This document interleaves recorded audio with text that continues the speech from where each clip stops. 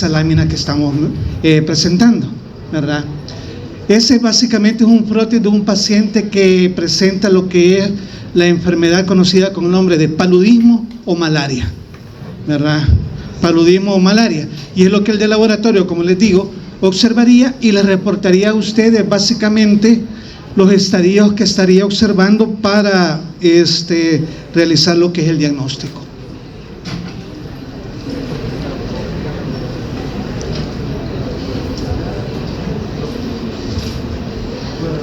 Ya se quedó sin batería esto. Bien, por lo tanto vamos a comenzar con lo que es, bueno, me acaban de aclarar por ahí que no es la clase número 47, sino que dicen que es la 42 y la presentación ya se le subió como que fuese 47 y corrigen eso por favor. Vamos a hablar entonces de lo que es el paludismo. 42 dice el licenciado que es, ¿verdad?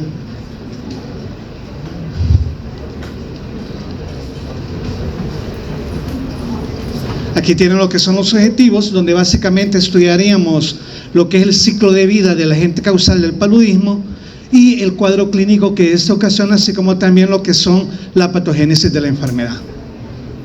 Vamos a comenzar a decir que el paludismo, llamado también malaria, es una enfermedad de evolución aguda que se caracteriza básicamente por un estado febril bien marcado, ¿verdad? Y con ciertas características clásicas que a ustedes como médicos les haría pensar en el diagnóstico clínico, el paciente tiene paludismo, ¿verdad? Además, esta presentación febril aguda tiene o se comporta con la característica de ser o de presentarse de manera periódica, ya que hay episodios repetitivos, básicamente de lo que son 3 estados o etapas de la enfermedad que ya vamos a ver un poco más adelante. Esta enfermedad está, digamos, descrita desde mucho tiempo atrás. Hace 4.000 años ya era conocida en lo que es las civilizaciones de China, Roma y Grecia, donde podrían encontrar lo que son esbozos de la descripción de una enfermedad. Incluso diversos pensadores o filósofos de esa época la describían como una enfermedad que se adquiría por medio de unas estructuras que ellos le denominaban como miasmas, es decir, malos aires, ¿verdad? O incluso ellos pensaban que se adquiría solo por vivir cerca de lo que son pantanos o riberas de ríos, porque eran la población que más presentaba la enfermedad que ellos describían. Pero fue hasta el año 1880 que este médico, Carlos Laveran, descubrió el parásito en África, ¿verdad? Él estaba en esa época designado a ese continente y comenzó a estudiar diversas muestras clínicas, incluso comenzó a estudiar biopsias y autopsias de pacientes que habían muerto por lo que hoy nosotros conocemos como lo es el paludismo. Descubrió el parásito y vio de que las formas parasitarias se observaban mucho en lo que era la sangre de los individuos enfermos, ¿verdad? Pero la forma en cómo se transmitía se descubrió unos cuantos años después por ese otro señor, Sir Ronald Ross, que descubrió el vector, ya que esta es una enfermedad que se transmite por un vector. ¿Cuál creen ustedes que es el vector de la malaria? El anófeles, ¿verdad? Que es lo que nosotros conocemos también comúnmente como zancudo, pero también zancudo le decimos a la Aedes, que es el principal transmisor de lo que es el dengue, ¿verdad? Pero en este caso el vector, como ya mencionaron por acá, pertenece al género Anopheles. El agente causal de paludismo pertenece al filum Apicomplexa, ya que utiliza básicamente lo que es un estadio que presenta dentro de sus estructuras una parte denominada ápice complejo, que es la que le permite penetrar a la célula blanco de este parásito. ¿Cuál creen ustedes que es la célula blanco del parásito del paludismo? Los glóbulos rojos, ¿verdad? Es básicamente el que se mira atacado. Existen diferentes especies. Actualmente se menciona que existen más de 100 especies, de las cuales básicamente 4 se asocian con lo que es el paludismo en el humano, y hay una 5ª especie que ha surgido en los últimos años que ocasionaba o se relacionaba con paludismo en monos, y ya vamos a ver cómo se denomina. Y con respecto a la distribución de esas especies se ha visto, se ha estudiado de que en algunas de ellas hay lo que se considera una restricción geográfica, es decir, solo se encuentran en determinadas partes, ¿verdad? Y también hay algunas que se encuentran asociadas con alguna presentación clínica en especial. Y vamos a ver esas especies. Las especies relacionadas con el paludismo humano son estas, de las cuales las principales son las primeras 4, ¿verdad?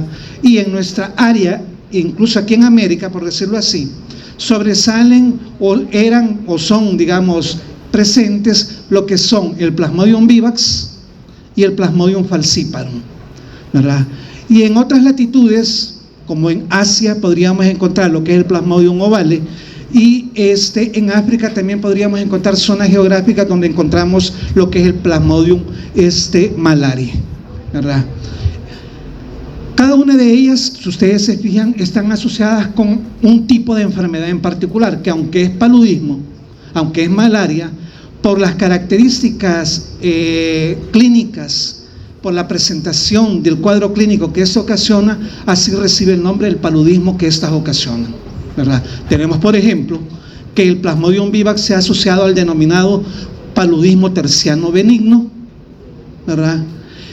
Al igual que el Plasmodium ovale, pero el ovale en algunas latitudes también lo denominan como el paludismo oval, pero es por las características morfológicas del parásito. Y el Plasmodium malariae, si ustedes se fijan, se denomina paludismo palúdico o cuartano. Ya vamos a ver por qué unas son tercianas y otras son cuartanas. Pero la de interés, básicamente por la severidad del cuadro clínico, es el Plasmodium falciparum, que se asocia con el paludismo terciano maligno, que ocasiona, como ya lo mencioné, el cuadro clínico más severo, que puede tener consecuencias hasta fatales en los individuos afectados, dependiendo de algunos factores. Y la última especie, la quinta especie que mencionamos, que está por acá, es el Plasmodium knowlesi, que anteriormente se asociaba exclusivamente con el paludismo en monos y le denominaban paludismo cotidiano, pero de un tiempo para acá se ha observado también que esa especie puede afectar a lo que es el humano, aunque los reportes son bajos con respecto a las otras 4 especies. Ya se encuentra que el Plasmodium knowlesi afecta a lo que es el humano, y esta está restringida básicamente a lo que es el sudeste asiático, ¿verdad? Donde abunda lo que es la población de monos, particularmente del tipo macaco, ¿verdad? Los macacos, y si la población está en contacto con el ambiente geográfico o el hábitat natural de esos macacos, por ende es que el Plasmodium knowlesi se ha venido adaptando al humano y lo puede comenzar a parasitar.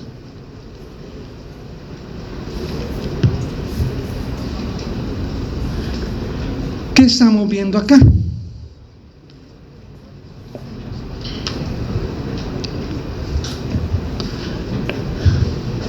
Básicamente es el mismo género. Estamos viendo, y ya mencionaron ustedes, que la célula afectada o infectada por este parásito son los glóbulos rojos, y del Plasmodium, así en general, podríamos observar nosotros diversos estadios que ustedes lo conocieron en Atrasmi 1, ¿verdad? Podríamos comenzar a hablar, para que recuerden, de trofozoitos anulares, trofozoitos ameboides, podríamos hablar de lo que son esquizontes, y por último, dentro de la evolución de esa parte del ciclo evolutivo, podríamos mencionar de las formas denominadas gametocitos, ¿verdad? Esto solo para que recuerden ustedes, para cuando les esté hablando de lo que es el ciclo biológico de este parásito. El ciclo de vida del género Plasmodium es un ciclo de vida relativamente complejo, ya que para su desarrollo, para que se cumpla lo que es el ciclo biológico, requiere de 2 tipos de hospederos diferentes, ¿verdad? Los hospederos son el mosquito, que actuaría como vector, y es básicamente el hospedero definitivo, es decir, donde se lleva a cabo lo que es la reproducción sexual del parásito, ¿verdad? Y ese ciclo que se lleva a cabo en el mosquito, que es la reproducción sexual, recibe el nombre de ciclo esporogónico. Y el humano que actuaría como el hospedero intermediario, que es donde se lleva a cabo la reproducción asexual. Y esa reproducción asexual recibe el nombre de ciclo esquizogónico. Cada uno de los cuales, cada uno de estos estadios es totalmente diferente y se requieren de los dos hospederos, para que se cumplimente lo que es el ciclo del plasmodium. Y aquí solo para que veamos, bueno, para que entendamos, comprendamos qué es lo que ocurre, ¿verdad? El ciclo esquizogónico, es decir, el que se lleva a cabo en el humano, es decir, la reproducción asexual, comienza desde que el anófeles infectado, al picarnos, nos inyecta o nos introduce un estadio particular de lo que es el género Plasmodium. Nos inyecta o nos introduce lo que es el estadio conocido como esporozoitos. Esos esporozoitos, en un promedio de 30 minutos, entran a lo que es el torrente circulatorio y se dirigen rápidamente a lo que es el hígado. Cada uno de esos esporozoitos tiene la capacidad de invadir a lo que son las células hepáticas, es decir, a los hepatocitos, y en el interior se comienza a desarrollar la fase hepática llamada también preeritocítica, ¿verdad?, la cual dura un promedio entre 6 a 14 días. Esos esporozoitos en el interior de cada uno de los hepatocitos va a dar lugar a la formación de un estadio hepático llamado esquizonte primario. Un esquizonte primario en el cual en el interior de este esquizonte primario, después de ciertos días, hasta 14 días, esa replicación comienza a dar origen a lo que son otros estadios parasitarios que se denominan merozoitos, que serían merozoitos hepáticos. Pero hay una cierta proporción o porcentaje que de estos esporozoitos que penetraron a lo que es el hígado se transformen en otro estadio, se transformen en un estadio conocido con el nombre de hipnozoito en el interior de los hepatocitos, y esos hipnozoitos se denominan también formas durmientes, ¿verdad?, o se denominan también formas latentes, las cuales quedan en stand-by ahí, es decir, quedan como detenidas en su replicación, y después de semanas o meses esos hipnozoitos se pueden reactivar y dar origen a la formación de un esquizonte secundario, ¿verdad? Ese paso o esa formación de hipnozoitos no es exclusiva de todas las especies de Plasmodium. Esos hipnozoitos solo la pueden formar el Plasmodium vivax, ¿verdad?, y el Plasmodium ovale, ¿verdad? Solo ellos dos. Pero ¿por qué son importantes esos hipnozoitos? ¿Cuál es la importancia clínicamente de esos hipnozoitos? Clínicamente hablando, como acabo de mencionar también, estos hipnozoitos se pueden reactivar semanas o meses después del padecimiento primario del paludismo en el individuo. Por lo tanto, esos hipnozoitos son los responsables de las recidivas o recaídas en el paludismo, es decir, meses después de que el individuo se curó del paludismo en la primera vez, le puede volver a dar paludismo sin necesidad de que lo pique un anófeles infectado, porque ya lo picó la primera vez, ¿verdad? Esa es la importancia de los hipnozoitos, porque son responsables de esas recaídas.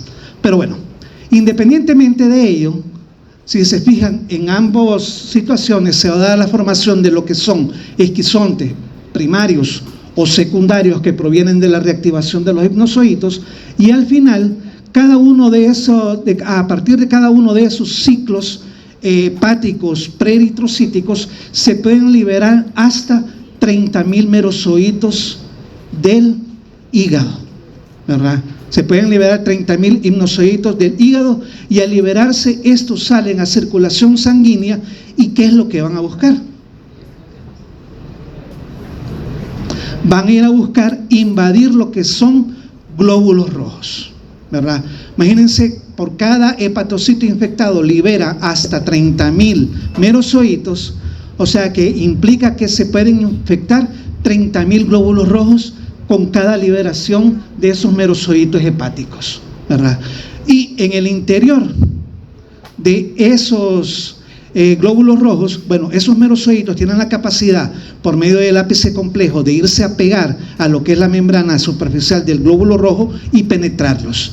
Y una vez en el interior del glóbulo rojo, ese merozoito recibe otro nombre porque se transforma y comienza a formar lo que es las formas conocidas como trofozoitos, ¿verdad? Trofozoitos, los cuales en un periodo de hasta 40 horas comienzan una nueva multiplicación, comienza una nueva división y comienza básicamente la fase eritrocítica hemática, es decir, la que se da en circulación, ¿verdad?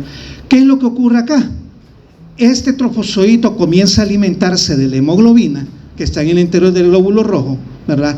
Comienza a alimentarse, comienza a crecer, pero a la vez que está haciendo eso, como vamos a ver en unas fotografías, a partir de esa hemoglobina digerida, en el interior del glóbulo rojo comienzan a quedar ciertos restos, ¿verdad?, que se denominan un pigmento llamado hemozoína, ¿verdad?, la cual es el producto derivado de la hematina más una proteína, y en conjunto forman lo que es un precipitado oscuro que vendría siendo lo que es el pigmento malárico. Y esto comienza a observarse en etapas más avanzadas de lo que es la evolución de este ciclo, ¿verdad?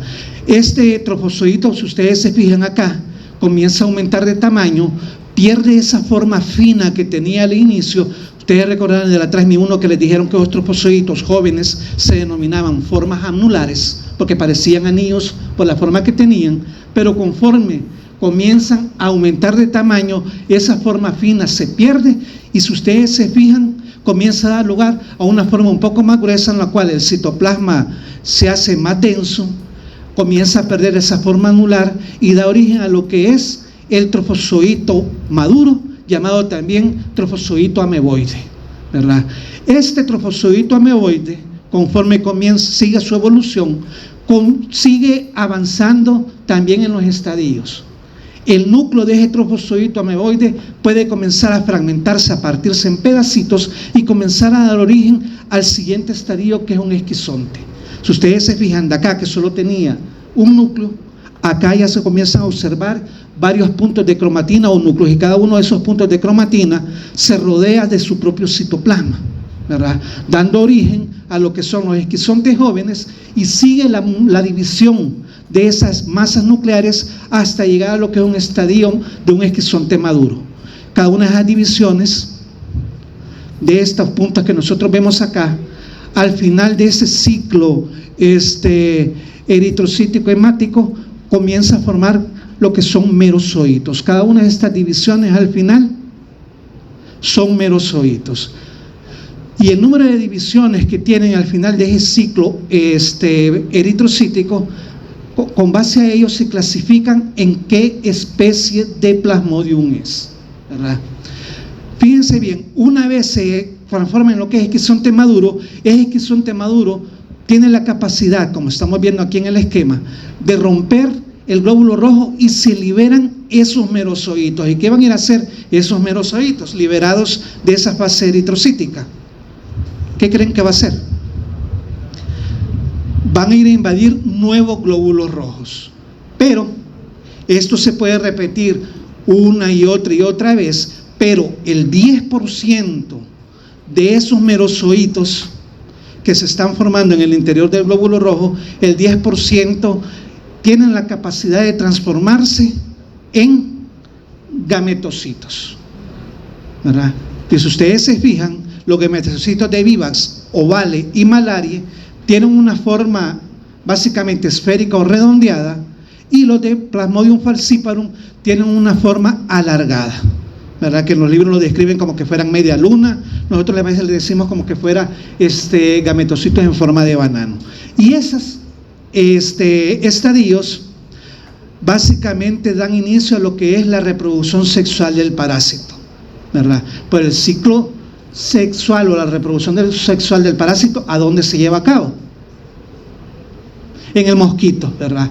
Y por lo tanto, para que el mosquito se infecte y comience a dar la otra fase de la evolución o de reproducción, para que el mosquito se infecte, es necesario que ese mosquito pique a un individuo infectado e ingiera lo que son los gametocitos, tanto gametocito hembra como gametocito macho, ¿verdad? Y al ingerirlos, comienza a darse lo que es la reproducción sexual. Si se fijan, esto es un poco complejo, pero es en una forma progresiva que se va dando, ¿verdad?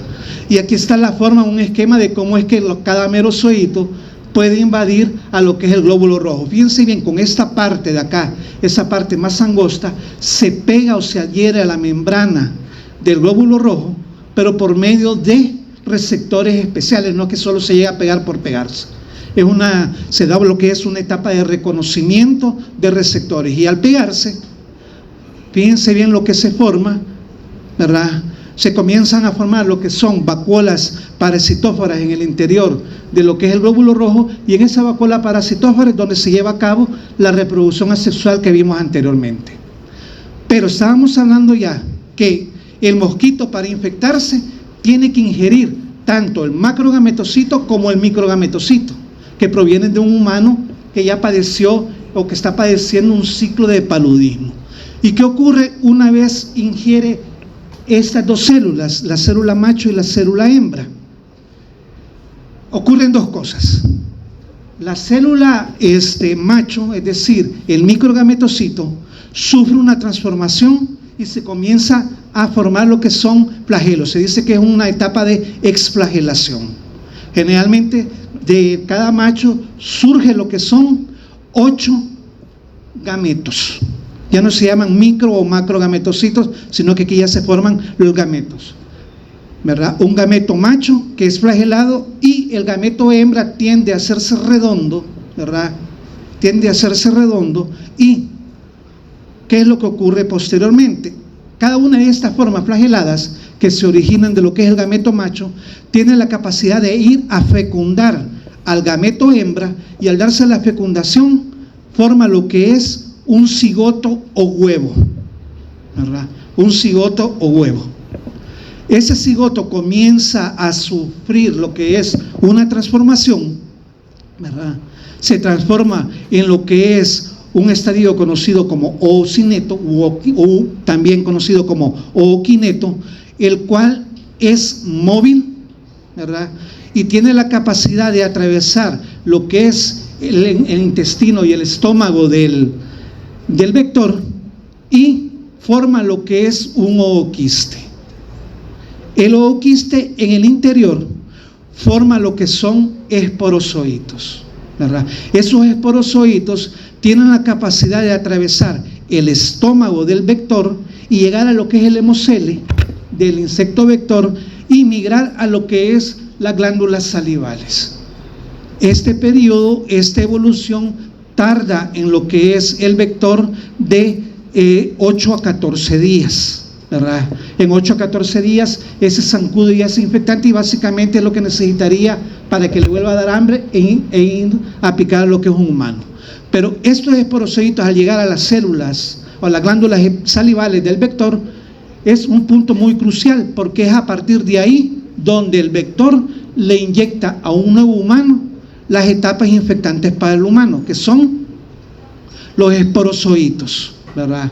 Fíjense bien en esos detalles importantes. Para el humano el estadio infectante son esporozoitos, y para el vector los gametocitos, ¿verdad? Y así es como se cumple lo que es el ciclo de vida o ciclo biológico total de lo que es el Plasmodium como tal. ¿Tienen algunas diferencias? Sí. Con respecto a duración, con respecto a número incluso de formas parasitarias que se formen, sí. Y eso depende de la especie que se trate.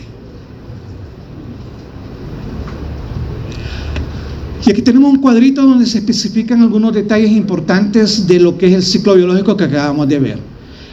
La fase hepática, es decir, donde se forman los esquizontes primarios y secundarios antes de que salgan las formas infectantes a sangre, tiene un periodo que oscila entre los 6 a 15 días, y eso depende de la especie. El periodo de incubación de la enfermedad también depende de la especie, aunque los libros hablan en promedio 14 días. Pero si ustedes se fijan, casi todos cumplen ese día, aunque el periodo de incubación más largo es el de Plasmodium malariae, ¿verdad? Y no se conoce, todavía está en estudio, el periodo de incubación del paludismo en el humano por el Plasmodium knowlesi, ¿verdad? Y eso es básicamente lo que tendríamos que ver. Y otra cosa, si ustedes recuerdan, les había mencionado que dependiendo de la especie, así se trataban o se denominaban unas fiebre terciana o fiebre coartana, ¿verdad? Eso depende del ciclo eritrocítico o esquizogónico del paludismo, del género Plasmodium, perdón. O sea, las veces en que se está reproduciendo y liberando lo que son merzoitos a sangre, lo que nosotros vimos. Fíjense bien que en Plasmodium vivax y en Plasmodium ovale, cada 48 horas se está dando la etapa eritrocítica. En cambio, en Plasmodium malariae son 72 horas y en Falciparum son 48 horas también. Por eso es que de esas tres, tanto el vivax, ovale y Falciparum se denominan fiebres tercianas, porque básicamente cada 3 días se está evidenciando lo que es el ciclo eritrocítico, ¿verdad? Los signos y síntomas del ciclo eritrocítico. La patogénesis de la malaria depende de muchos factores. Depende de la respuesta del hospedero, sí, pero específicamente depende de la especie y genética del parásito, porque no es lo mismo que a mí me dé paludismo por vivax a que me dé por Falciparum, ¿verdad? También depende del grado de infección, es decir, del número de esporoceditos que me hayan inyectado.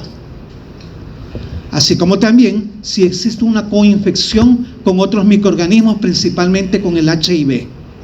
Generalmente en una persona con HIV, hasta el paludismo por Plasmodium ovale y malaria lo puede matar, ¿verdad? Depende también de factores intrínsecos del individuo, como lo son el estado nutricional, la edad y el sexo. Pero con respecto al sexo, básicamente tiene que ver con la carga hormonal y otros factores, ¿sí? ¿Cómo dice? Correcto. Ya vamos a eso.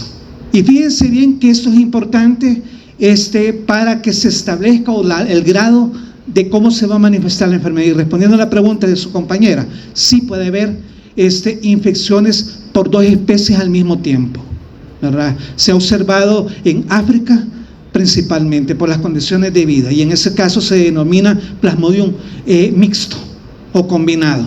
Y ahí es el laboratorio el que tendría que entrar en juego para realizar lo que es la diferenciación, ¿verdad? Y aquí tenemos quiero ver, estábamos hablando acá, la fisiopatología del paludismo está relacionada con los cambios que se llevan a cabo en la célula blanca, es decir, en el glóbulo rojo, ¿verdad? Con los cambios, y esos cambios también van a afectar a lo que son de forma directa o indirecta diversos órganos, ¿verdad? Y la patogénesis del paludismo la vemos resumida en ese flujograma. Bueno, yo digo resumida, ¿verdad? Pero fíjense bien dónde empieza todo: en la invasión del eritrocito o del glóbulo rojo, y dependiendo de cómo sea dañado, así van a ser las manifestaciones o signos y síntomas que va a comenzar a presentar el paciente. Por ejemplo, el glóbulo rojo, dependiendo de la especie, puede deformarse, perder su forma normal, y esto puede traer diversas consecuencias. Pero también, al existir modificación en la estructura normal del glóbulo rojo, puede aumentar lo que es la adhesividad del glóbulo rojo a los capilares sanguíneos. Y en conjunto, estas dos características que se van a evidenciar, la deformidad y el incremento de la adhesividad, puede traer como consecuencia que los capilares pequeños se bloqueen, se tapen, ¿verdad? Además, al ser afectado lo que es el eritrocito, puede ser más frágil ¿verdad? Porque está dañada lo que es su pared, su membrana, y al ser más frágil, ¿qué ocurriría? Se destruye, ¿verdad? Pero también al darse lo que es esa destrucción, que se traduce en lo que es una hemólisis, va a reducirse lo que es el transporte de oxígeno sistémico, ¿verdad? Va a reducirse lo que es el transporte de oxígeno, y en consecuencia o en conjunto eso va a comenzar a evidenciar lo que es una anemia que va a tener una evolución paulatina o progresiva, que va a comenzar a afectar diversos sistemas de órganos. Y como una de las principales consecuencias es que al haber anemia, al haber incluso bloqueo de los capilares por los dos factores o características anteriores, el individuo puede comenzar a entrar en un estado de anoxia, y con este estado de anoxia comienza en los órganos, que ya vamos a ver cómo se evidencia ese estado de anoxia, ¿verdad? Pero también acordémonos que en el interior del glóbulo rojo el proceso se está multiplicando, comienza a producir diversos productos de desecho y de su metabolismo. Les había mencionado yo la hemozoína principalmente, que es un producto de degradación de la hemoglobina, y básicamente al liberarse esos productos por la destrucción del glóbulo rojo, porque aumentó la fragilidad también, esos productos nuestro organismo lo detecta como que fueran productos de toxinas, o también los detecta como elementos extraños, es decir, como antígenos. ¿Y qué es lo que va a ocurrir? Se va a activar lo que es el sistema inmunológico del individuo. ¿Y qué va a pasar? Va a comenzar a formar lo que son anticuerpos, se va a comenzar también a activar lo que es el sistema del complemento, y ustedes recordarán muy bien cuál es la función del sistema del complemento, y al final todo esto va a tener consecuencias muy negativas para la sobrevida del individuo. Fíjense bien que puede comenzar a haber, por todo esto en conjunto, daño hepático, puede haber presencia de hemoglobina en lo que es la orina, por acción de lo que es el sistema inmunológico a desencadenarse un mecanismo de coagulación intravascular diseminada que puede traer consecuencias relativamente fatales, pero eso depende de la especie también. Y vean todo lo que ocurre, ¿verdad? Al final, si el individuo reúne las características, un individuo inmunocomprometido, un individuo desnutrido, un niño o un anciano, y la especie que lo invadió, por ejemplo, es Plasmodium falciparum, todo esto en conjunto puede traer como consecuencia la muerte, ¿verdad? Y aquí están solo algunos detallitos, porque básicamente estas son las especies que más frecuentemente circulaban aquí en nuestro país, y ya les voy a decir por qué hablo en pasado. El Plasmodium falciparum, los cambios que se producen a nivel de los eritrocitos son cambios más intensos. ¿Por qué razón? Porque el Plasmodium falciparum invade cualquier tipo de glóbulo rojo. Y cuando me refiero a tipo, invade a glóbulos rojos inmaduros, glóbulos rojos jóvenes y glóbulos rojos viejos. Por lo tanto, el daño es mucho más extenso, y por lo tanto la parasitemia, es decir, la presencia de este parásito en sangre, es mayor que por Plasmodium vivax. ¿Por qué razón? Porque Plasmodium vivax prefiere los glóbulos rojos jóvenes o inmaduros, y al hacer de esa naturaleza, el grado de parasitemia por Plasmodium vivax es mucho menor que por Plasmodium vivax, que por Plasmodium falciparum, perdón. Y otra cosa, también les había mencionado que la invasión al glóbulo rojo tiene que ver con el reconocimiento de ciertos receptores, tanto en el merozoito como en la superficie del glóbulo rojo. Antes se pensaba, y esto lo van a leer ustedes en algunos libros, que aquellas personas que no tenían el antígeno de grupo sanguíneo DUFI, se pensaba que eran resistentes a lo que era la infección por Plasmodium vivax, pero actualmente se ha visto que también los puede invadir a ellos, aquellos que son DUFI negativos, ¿verdad? Pero para el Plasmodium falciparum sí se ha establecido que tiene como receptor en la superficie del glóbulo rojo este compuesto, la glicoforina. Y la glicoforina, está presente en la superficie de todos los glóbulos rojos, independientemente del grado de maduración de estos, y por lo tanto esa es la razón por la cual el Plasmodium falciparum puede invadir a mayor escala que el Plasmodium vivax. Y una vez en el interior del glóbulo rojo, el parásito comienza su ciclo replicativo eritrocitario en una vacuola parasitófora, que es donde se va a comenzar a desarrollar, a evolucionar la forma parasitaria intraeritrocítica y consigue lo que es el ciclo de vida, ¿verdad? Al perder la elasticidad, el glóbulo rojo pierde su forma. Al perder su forma, se incrementa la citoadherencia, es decir, el glóbulo rojo comienza a pegarse más a los capilares sanguíneos, ¿verdad? Y vamos a ver que todo esto también trae como consecuencia que el glóbulo rojo sea mucho más frágil y por lo tanto comience a destruirse regularmente. Y al haber destrucción, comienza a haber lo que es, como ya les mencioné, una anemia progresiva paulatina que va a traer como consecuencia una disminución en el transporte de oxígeno. Y vean acá también esto. Este no es un glóbulo rojo normal, esto es un eritrocito infectado que tiene ciertas variaciones en lo que es la membrana superficial de esta célula. ¿Y qué es lo que ocurre acá? Principalmente esto se observa en lo que es el Plasmodium falciparum. En el Plasmodium falciparum, si ustedes se fijan, se tiene la capacidad del Plasmodium falciparum, por todos los cambios que ocurren en el interior del glóbulo rojo, que el glóbulo rojo comienza a formar estas protuberancias que no son normales. Vean acá, tenemos un glóbulo rojo normal, pero estos otros presentan esas pequeñas protuberancias que se denominan cuerpos de Knox, que ¿qué es lo que hacen? Por esas protuberancias que se están formando, hacen que cada glóbulo rojo se vayan pegando uno con otro y además se vayan adhiriendo a lo que es el epitelio, que se vayan pegando a lo que es el tejido endotelial, ¿verdad? Y eso es lo que hace que se vaya haciendo hasta más viscosa, por decirlo así, la sangre y no llegue a los capilares más pequeños. ¿Por qué razón? Porque se comienzan a formar básicamente esos trombos, ¿verdad? Esos trombos.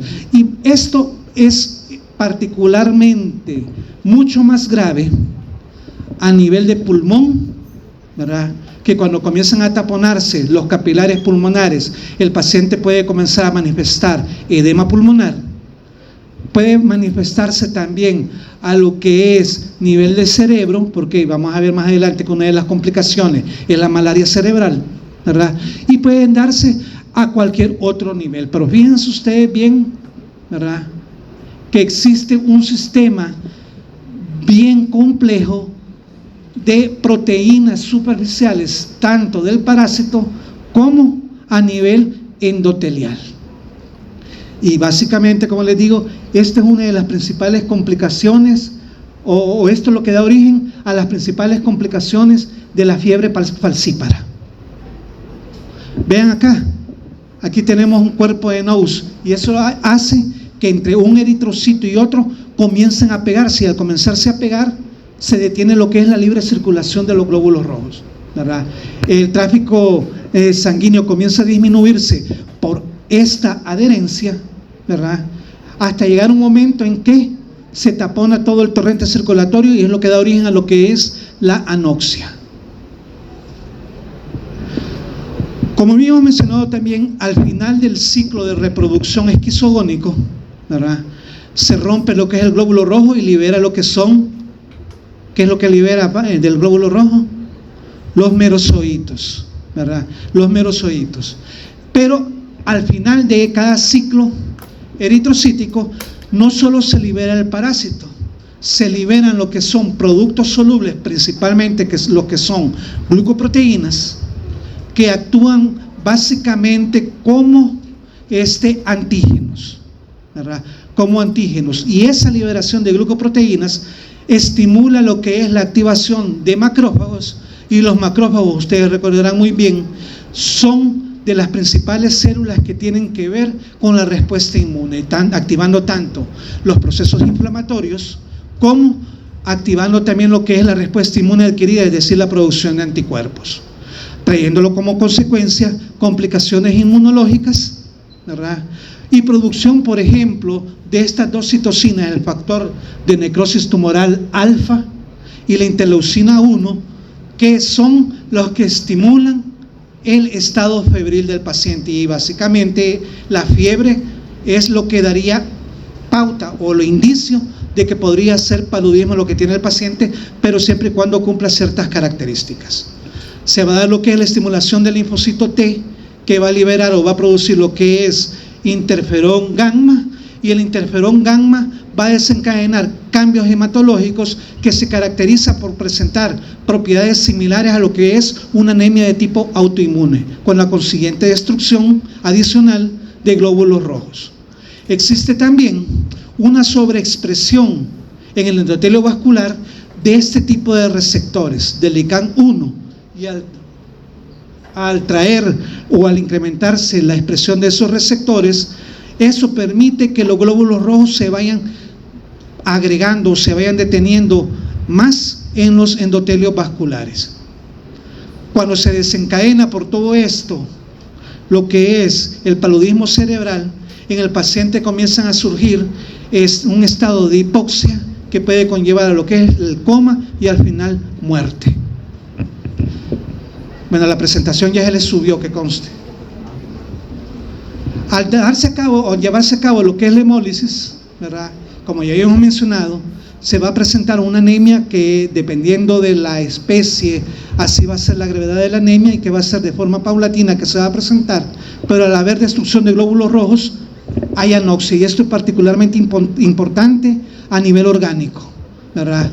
Y como habíamos mencionado, la hemoglobina es digerida por el parásito y se transforma en hemozoína, que al final también se libera con la destrucción del glóbulo rojo, y eso trae como consecuencia la activación de lo que es el sistema del complemento, con las consecuencias que ustedes ya saben.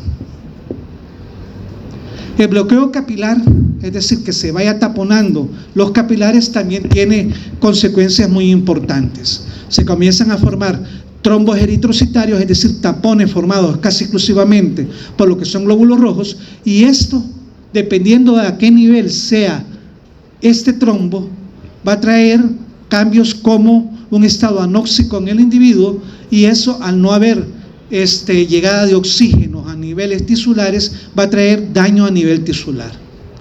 Pero al formarse esos trombos, ¿qué ocurre también? Va a aumentar lo que es la permeabilidad vascular, porque la sangre no va a hallar por dónde circular, porque algo le está deteniendo el paso, ¿verdad? ¿Y qué va a ocurrir? El vaso sanguíneo comienza a incrementar su diámetro y va a haber lo que es salida o extravasación de sangre. Salida o extravasación de sangre.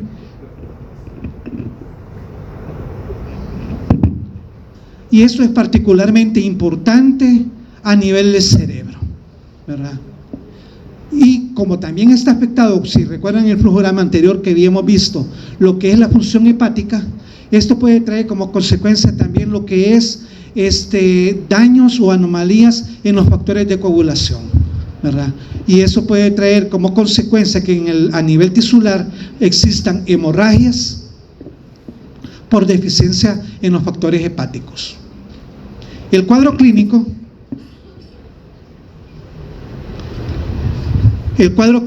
es bien particular, ¿verdad? O sea, todo lo anterior tenía que ver con la patogénesis, por qué se presenta o se da, lo que vamos a ver a continuación, ¿verdad? El cuadro clínico depende de varios factores, principalmente de la especie involucrada, porque no es lo mismo Vivax que Falciparum, por ejemplo, ¿verdad? También depende, como habíamos mencionado, del número de parásitos que se estén desarrollando en nuestro interior, y eso dependía del número de esporozoitos que nos invadieron. Y también, añadido a eso, depende del estado propio del individuo afectado, principalmente del sistema inmune y de la nutrición, y agregándole también que depende de la edad del individuo en el cual se está desarrollando el cuadro clínico. En promedio, el periodo de incubación es de 10 a 14 días, aunque ya vimos en un cuadro anterior que eso depende de la especie, pero la mayor parte de los libros lo encajonan en ese periodo de tiempo estipulado. Y cada 48 a 72 horas se está presentando lo que se conoce como paroxismo malárico.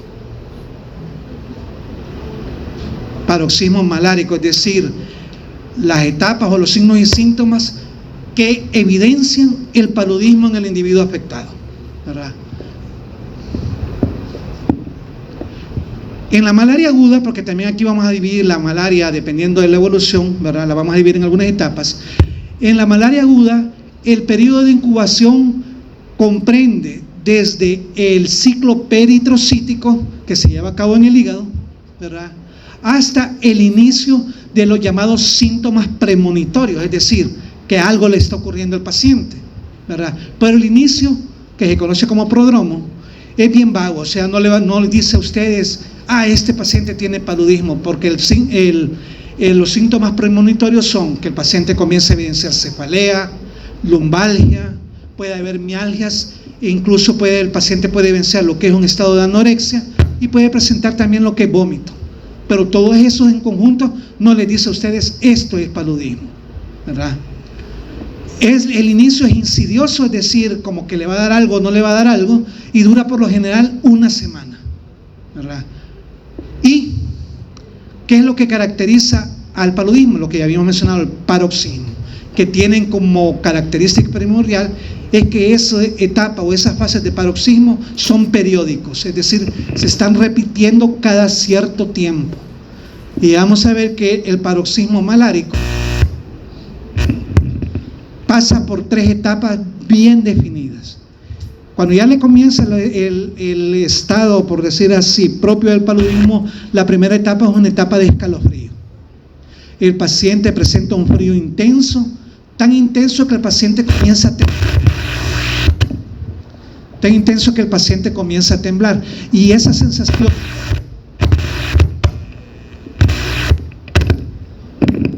ese escalofrío, esa sensación de frío intenso, que comienza incluso hasta como que a mover bastante la mandíbula y entrechocar dientes, ¿verdad?, dura un aproximado entre 15 a 60 minutos. En la casa no saben qué es lo que le pasa al paciente o lo que les va a dar algo, ¿verdad? Y esa es la primera etapa. La segunda etapa es la etapa febril.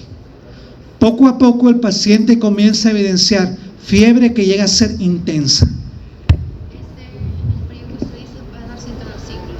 Ya vamos a ver, ¿verdad? La etapa febril es una fiebre intensa que en algunos casos puede llegar hasta 41.5, dependiendo de la especie, ¿verdad? En Falciparum generalmente puede llegar hasta eso. Algunos libros dicen hasta 40, pero en una bibliografía que consulté de 2023 dice que hay evidencia que puede ser un poco más, ¿verdad? El individuo comienza a presentar piel seca, ¿verdad?, dolor de cabeza, la cara se lo observa bien enrojecida, ¿verdad? Comienza, incluso puede, dependiendo del grado de fiebre, el paciente puede comenzar a tener convulsiones, ¿verdad?, puede tener etapa de delirios, etcétera. Y el dolor de cabeza es un dolor de cabeza bien intenso. Esta etapa febril, si no tratan con acetaminofén o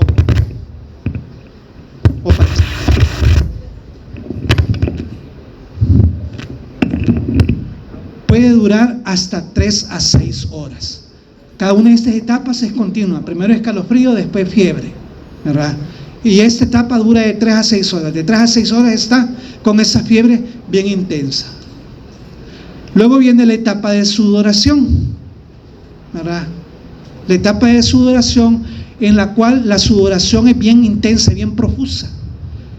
Algunos libros dicen la etapa húmeda, ¿verdad?, porque el paciente básicamente termina bañado en sudor, ¿verdad?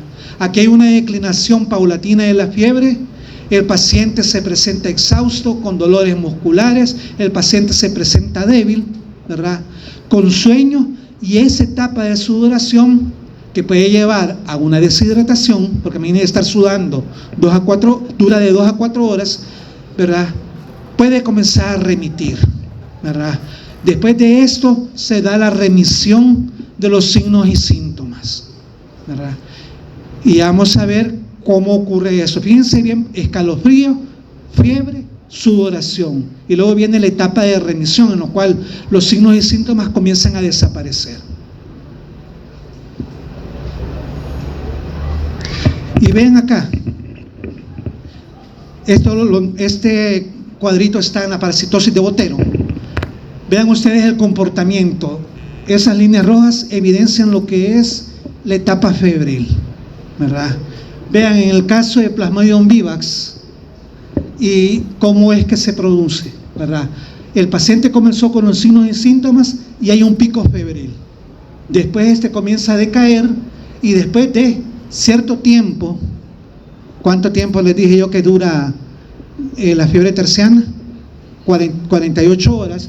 Después de ese periodo de tiempo, vean acá, en el primer día, en el segundo, al tercer día, manifiesta también nuevamente episodio febril. Pero antes de la fiebre comienza la etapa de escalofrío, desde la etapa febril comienza la etapa de sudoración y comienza la remisión. Pero vean ustedes que en el caso del Plasmodium falciparum, la presentación clínica es un poco más irregular, ¿verdad? Porque la fiebre no baja del todo. Vean cuánto mantiene lo que es la fiebre, cuánto tiempo. Y vean ustedes que todo esto, en la etapa febril, corresponde cuando se comienzan a liberar lo que son los merozoitos de los esquizontes eritrocitarios. Cuando comienzan a salir esos merozoitos a sangre, es que comienza lo que es esa etapa febril. Y por eso algunos libros mencionan que cuando el paciente está con fiebre o un poco antes de la fiebre es cuando conviene más tomar lo que es la muestra, porque en esa etapa es que se encontrarían más parásitos libres en sangre.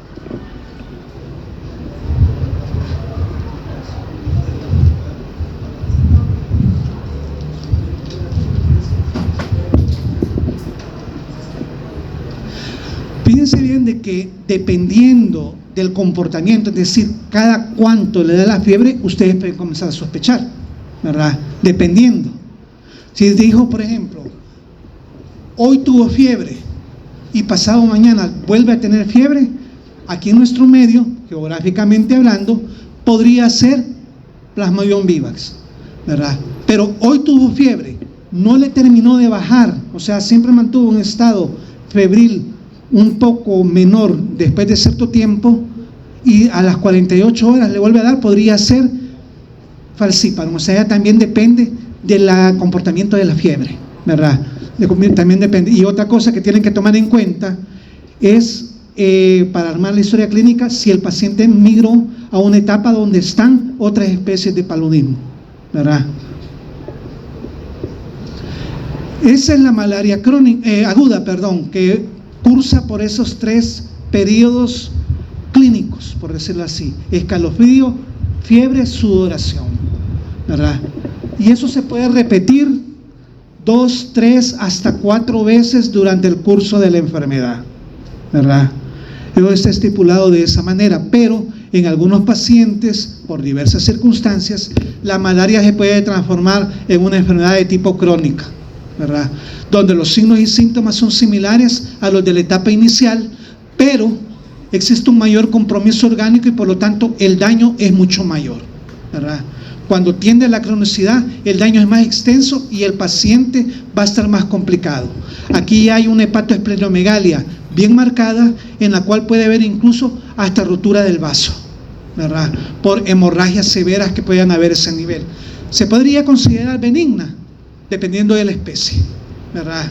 Dependiendo de la especie podría ser benigna, aunque muchas veces para que se considere así habría que ver el grado de anemia, porque si la anemia es moderada, si la anemia es leve, todavía podría hasta cierto punto recuperarse el paciente. Y en esos casos puede evidenciarse lo que es malaria crónica por 2 situaciones. En primer lugar, si se debe a la liberación o reactivación de hipnozoitos, es decir, si es una presentación por una recaída. ¿Qué especie les dije yo que producen hipnozoitos? Ovale y vivax, ¿verdad? En los pacientes afectados por otras especies podría transformarse en malaria crónica, pero es por una recaída, ¿verdad? Pero En el caso de Plasmodium falciparum, puede ser por una recrudescencia de signos y síntomas, y eso se presenta por un fallo en la terapéutica, ¿verdad? Que el tratamiento no fue efectivo o que el paciente no tomó el tratamiento como era debido, ¿verdad? Pero ese es el caso de falciparum, un caso de recrudescencia, porque los únicos que dan recaídas son Vivax y Ovale, ¿verdad? Los únicos.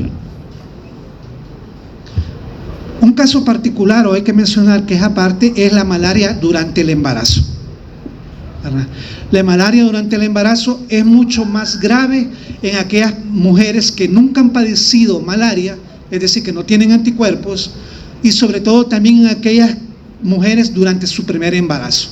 ¿Por qué razón? Porque se supone que en esa etapa de la vida el sistema inmunológico no está al 100%, sino que se encuentra con algún desequilibrio, y eso predispone a lo que es padecimiento hasta cierto punto de formas graves de paludismo.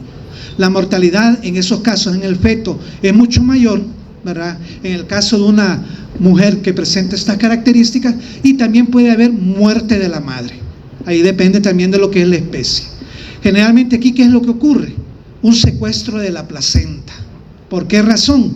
Porque el parásito se llega a pegar básicamente a los que son los capilares que alimentan lo que es la placenta, obstruyendo la microcirculación. Y al obstruir la microcirculación, ¿qué ocurre? Al no haber circulación libre de la placenta hacia el feto, ¿qué va a ocurrir? Puede haber hasta muerte fetal, porque hay una disminución en la llegada del oxígeno a ese nivel, ¿verdad? Y hay una disminución también en la llegada de nutrientes a lo que es el feto. Algo muy importante también es que el parásito tiene predilección por este compuesto que se encuentra en el tejido placentario, por el condroitin sulfato A, y por esa razón lo prefiere y le gusta pegarse a esos capilares de la placenta. En la madre puede presentar lo que es edema pulmonar, ¿verdad?, que complica lo que es su vida, y puede presentar también lo que es un estado de hipoglucemia por todas las alteraciones fisiopatológicas que están llevando a cabo en ella, ¿verdad? El feto evidencia lo que es sufrimiento fetal, que puede terminar en lo que es abortos o muerte fetal. Y aquí también es muy importante que bajo estas circunstancias se activa lo que es el factor de necrosis tumoral alfa, que juega un papel relevante en lo que es la respuesta inflamatoria que se está llevando a cabo a ese nivel.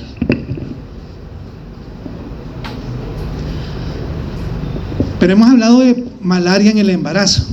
Hoy hablemos de malaria o paludismo congénito. Si bien es cierto, es raro, ¿verdad? Se han reportado que puede haber lo que es del 1 al 4% de casos, ¿verdad? Se ha reportado ese caso, pero es mucho mayor la incidencia en mujeres no inmunes o mujeres primigrávidas, ¿verdad? Es decir, durante su primer embarazo. Ahí sube la incidencia a un 10%. Y esto básicamente se ha observado solo para estas dos especies, Vivax y falciparum, la malaria congénita. Pero es mucho más grave, como siempre, por Plasmodium falciparum. La complicación más grave que se lleva, que puede sufrir lo que es el niño en ese caso, es la anemia, ¿verdad? Pero la anemia, dependiendo del grado de anemia, así va a ser la implicación en la sobrevida del feto también. Y en ellos, en estos niños nacidos con esta afección, es muy evidente lo que es un cuadro de malaria cerebral, que ya lo vamos a hablar. El niño puede sufrir lo que es bradicardia y también puede sufrir hiperpirexia, es decir, un incremento exagerado de lo que es la temperatura, y esto trae como consecuencia un daño fetal multisistémico, ¿verdad? Multisistémico. El niño no va a nacer bajo las condiciones normales y adecuadas. Hablemos de la fiebre terciana maligna. ¿Quién la ocasiona? Plasmodium falciparum. Con esta se presentan, las complicaciones son mucho más frecuentes que con las otras especies, ¿verdad? Y los síntomas premonitorios, es decir, la cefalea, el dolor de músculo y todo lo que les había mencionado, son mucho más marcados. El paciente a veces ni se puede levantar por el dolor generalizado que presenta. Puede haber también forma aguda, en la cual el aparecimiento periódico de los signos y síntomas es bien irregular. A veces la fiebre es continua, no baja durante todo el periodo del paludismo, ¿verdad? Y el grado de hemólisis es mucho mayor. Y al haber una mayor hemólisis, hay mayor daño a nivel sistémico por la disminución en el transporte de oxígeno.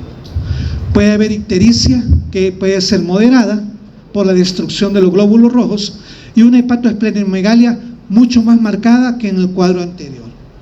Además, se ha evidenciado la salida de albúmina y de glóbulos rojos en la orina, es decir, albuminuria y hematuria, que eso está indicando también lo que es un daño intravascular, pero también un daño a nivel renal.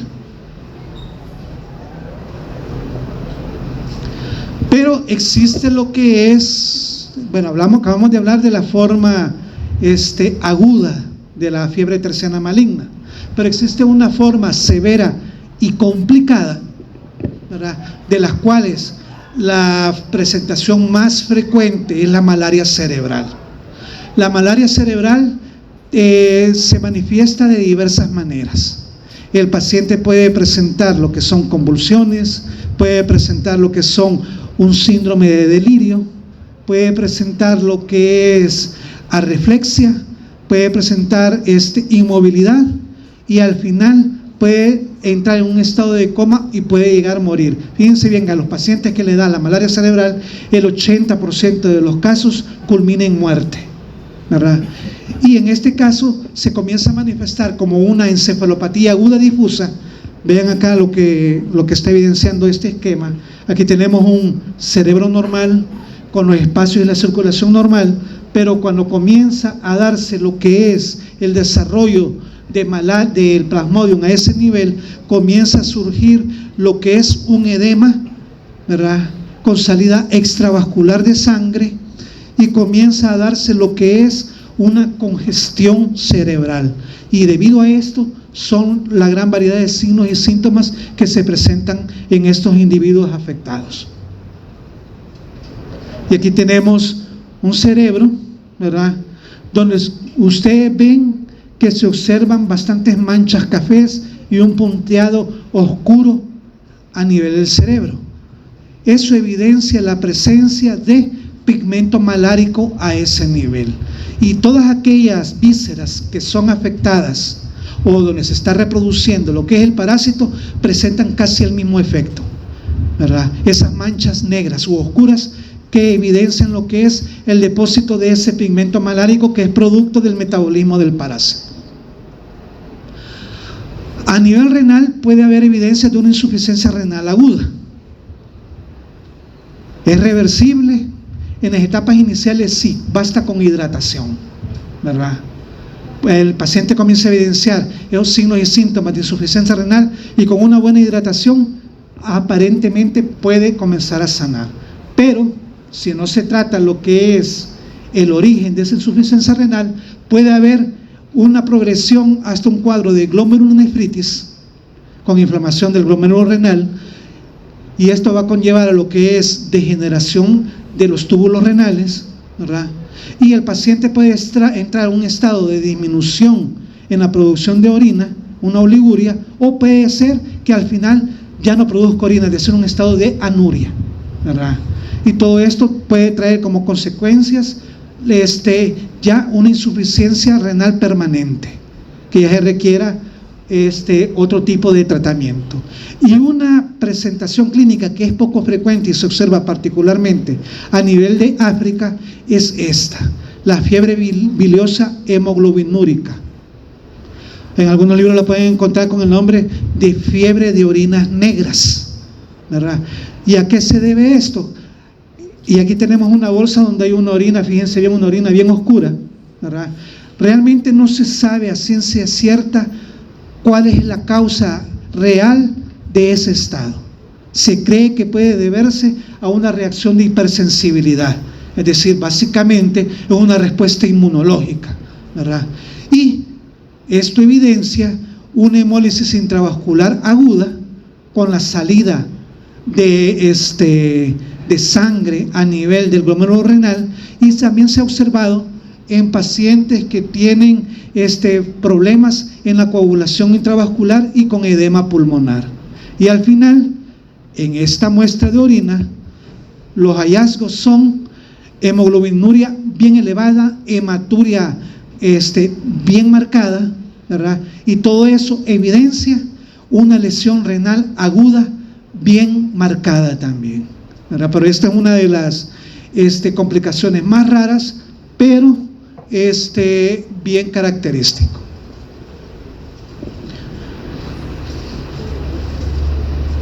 Vámonos a lo que es el diagnóstico. Los métodos diagnósticos son variados. ¿Se puede establecer diagnóstico de paludismo por medio de diagnóstico clínico? Sí, ¿verdad? Si ustedes ven la periodicidad de signos y síntomas, pueden sospechar de paludismo, pero es importante que se llegue a la especie, porque las especies, la severidad es totalmente diferente y el tratamiento bajo ciertas circunstancias también podría ser diferente, ¿verdad? Para hacer el diagnóstico de laboratorio, bueno, existen métodos indirectos, ¿verdad?, en los cuales no se visualiza directamente al parásito, y dentro de ellos sobresalen lo que son las pruebas de diagnóstico rápido, las PDR, que son inmunocromatografías que hemos venido viendo a lo largo del curso, también reacción en cadena de la polimerasa, y también podrían emplearse lo que son estudios de inmunofluorescencia. También se pueden emplear como métodos indirectos métodos serológicos para la detección de anticuerpos, pero los más empleados en nuestro país y los que hacen hasta cierto punto el diagnóstico 100%, por decirlo así, específico, son los métodos directos, que se basan en el estudio de sangre completa y se pueden hacer por medio de frotis de sangre periférica, o aquí en nuestro medio se emplea como gold estándar, es decir, la prueba base para hacer el diagnóstico, un estudio de gota gruesa de sangre periférica. Y ahí tenemos las preparaciones, y creo que las han de haber visto el ciclo anterior, ¿verdad? ¿Para qué se emplean ambas técnicas? Principalmente lo que es la gota gruesa. Se pueden emplear principalmente no solo para la identificación del parásito, ¿verdad?, no solo para decir es Plasmodium vivax o Plasmodium falciparum, dependiendo de los estadios que se observen en esas preparaciones, sino que también en nuestro medio se emplea para realizar lo que es el recuento de parásitos, ¿verdad?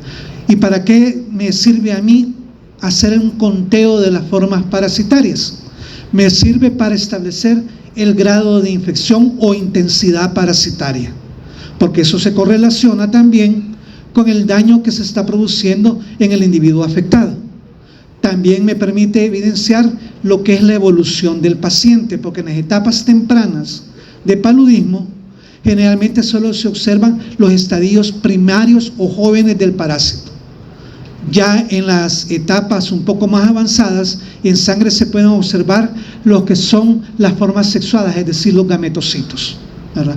Pero también algo muy importante es que el análisis de estos dos procedimientos me sirven también para evaluar lo que es la efectividad del tratamiento, ¿verdad? La efectividad del tratamiento, y por esa razón es que es más empleado esto.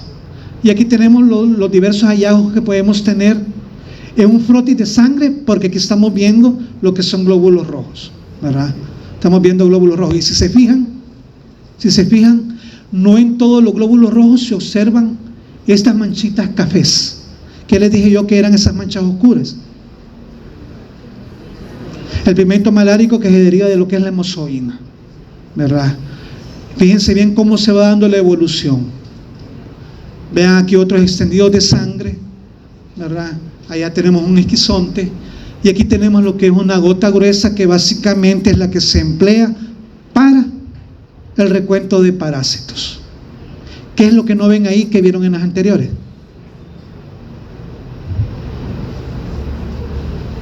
¿Qué no ven aquí que están viendo aquí? los glóbulos rojos, ¿verdad? ¿Verdad? Aquí sí hay glóbulos rojos, aquí no, ¿verdad?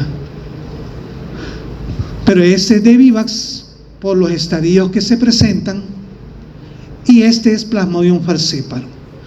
Hay que hacer una aclaración. Por las características de la fisiopatogenia de Plasmodium falciparum, en sangre periférica de Plasmodium falciparum solo observaríamos lo que son trofozoitos y gametocitos. No observaríamos esquizontes ni formas maduras de trofozoitos. ¿Por qué razón?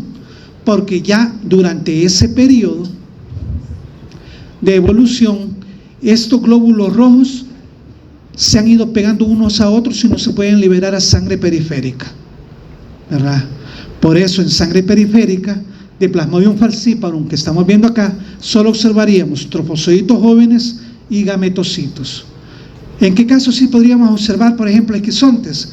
En el caso del paciente que presente ya hemorragias sistémicas, es decir, un paciente que esté a punto de morirse, ¿verdad? Pero en un paciente con un periodo no tan avanzado de la enfermedad, solo observaríamos esto y esto.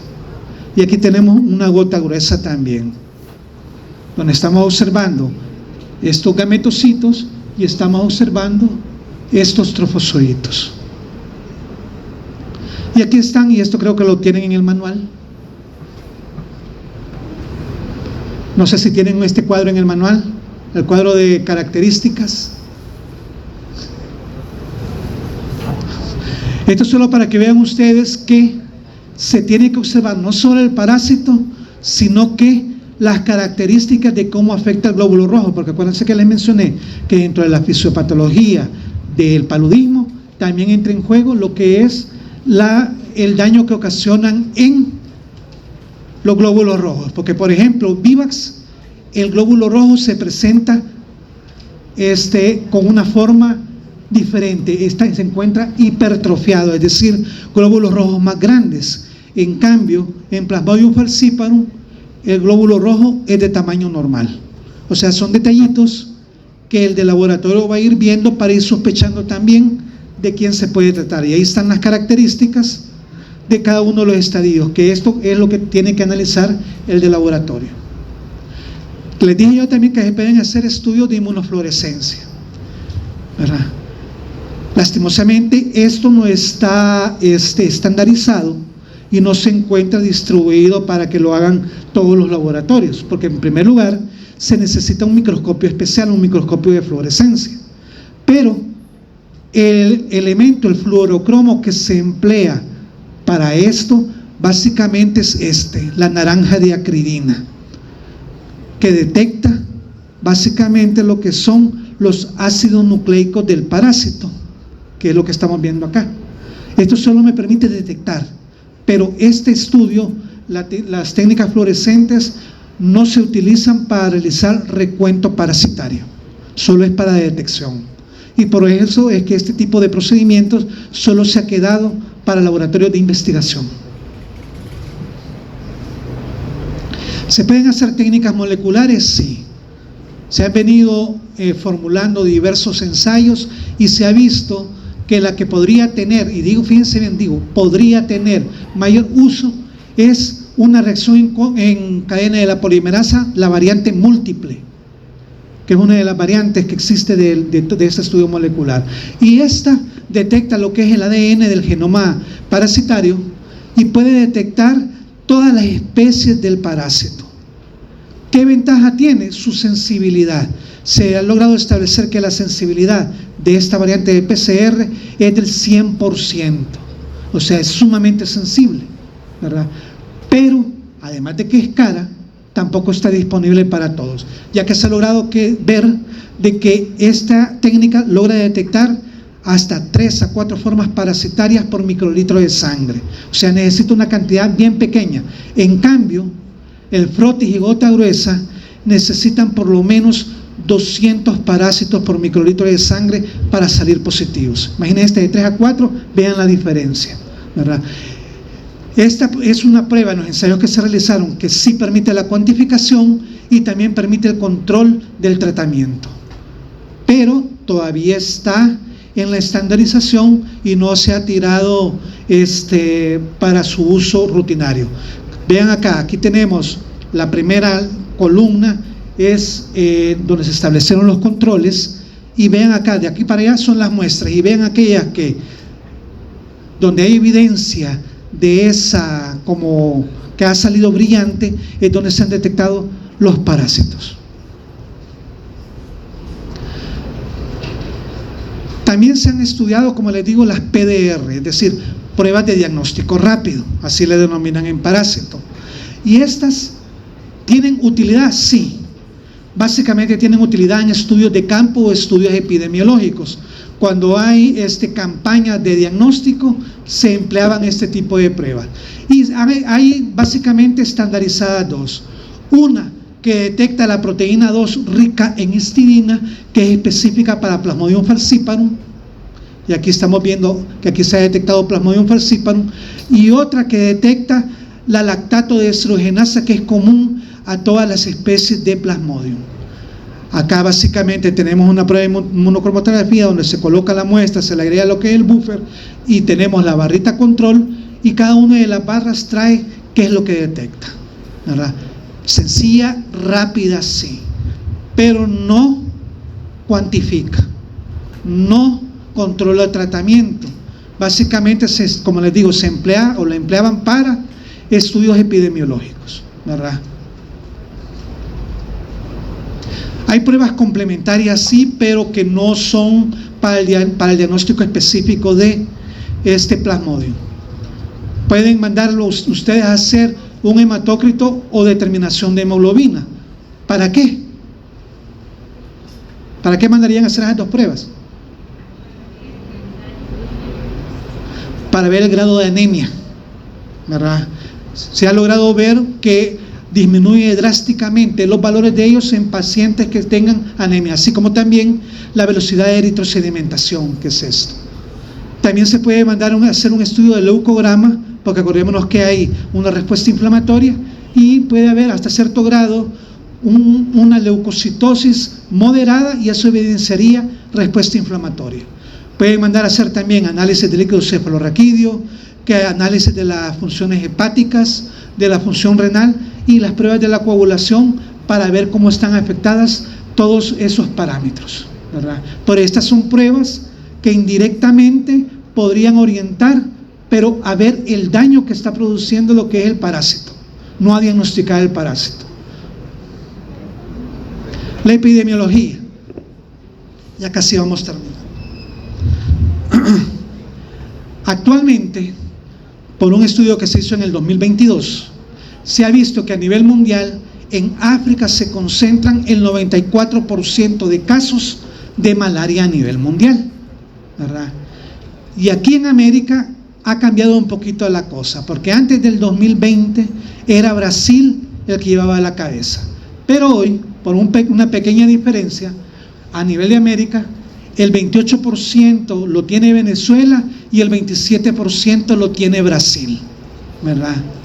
Lo tiene Brasil. El paludismo es más frecuente en zonas con clima tropical, zonas húmedas, ¿verdad? Zonas donde el grado de lluvias a nivel anual es relativamente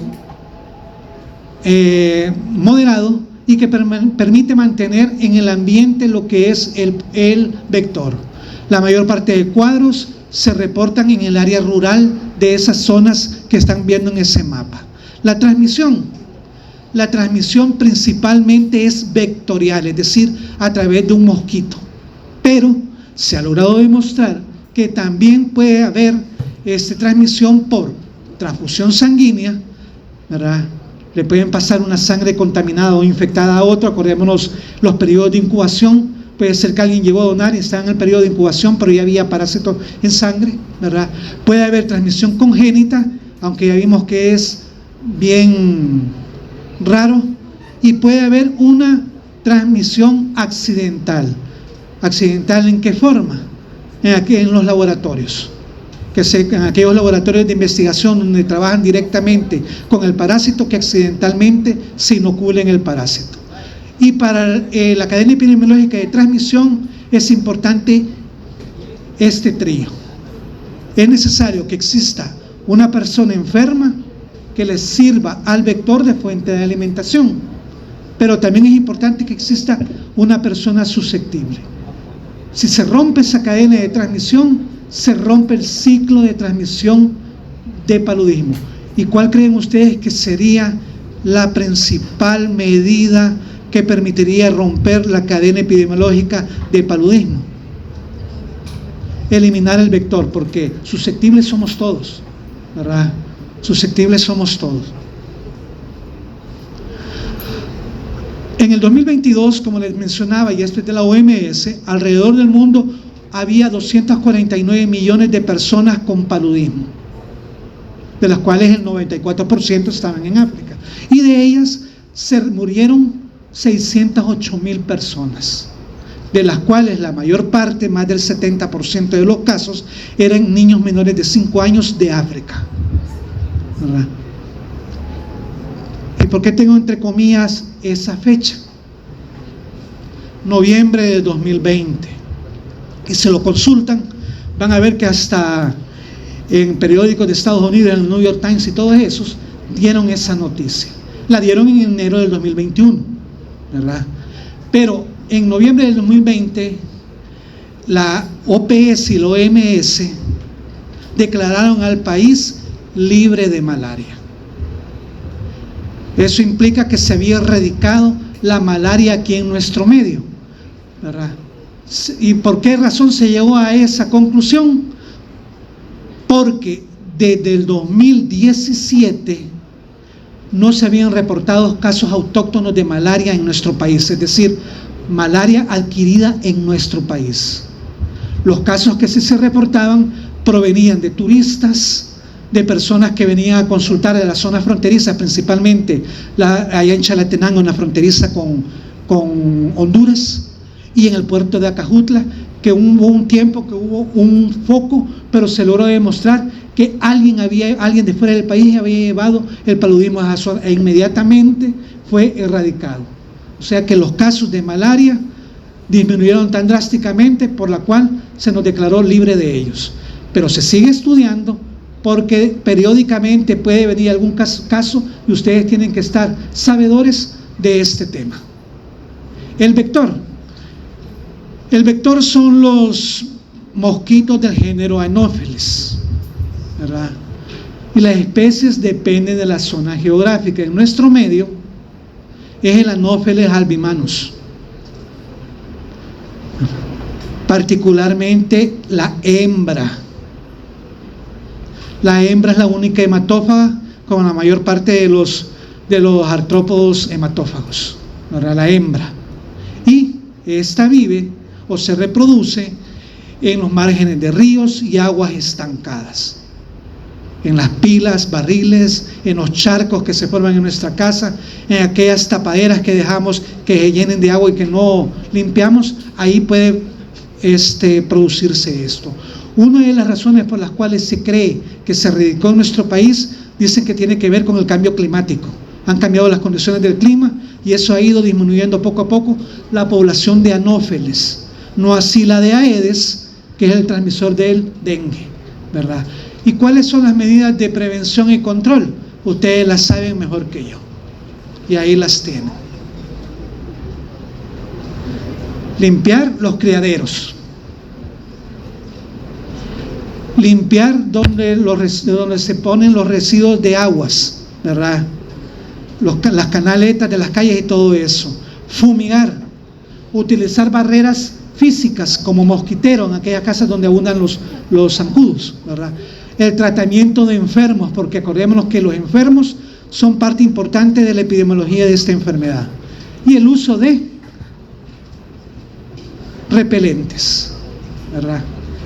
Bien, libros que pueden consultar: La parasitosis humana de Botero y La parasitología de Becerril, ¿verdad? Eso es todo, muchas gracias.